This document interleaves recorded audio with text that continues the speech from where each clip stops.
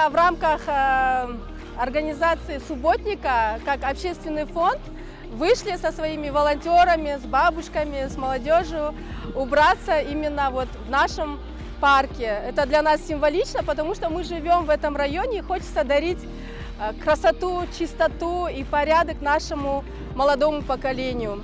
Құрметті астаналықтар, бүгін біздер ардагерлер қоғамы кеңес уақытында шет елдерде әскери борышын өтеген азаматтар, ардагерлер бүгінгі қаланың әкімшіліктің ұйымдастыруымен, ішкі саясат бөлімінің ұйымдастыруымен сенбілікке қатысып отырмыз.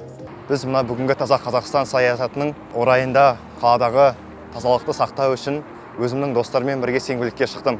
Және сіздерді де осы әр қалаңызда тұрып жатқан елді мекендеріңізді тазалықта ұстау үшін сіздерді сенбілікке шақырамын. Біз қаламыздың ішіндегі аулаларды, саябақтарды тазалау іс-шараларын жүргізіп жатырмыз.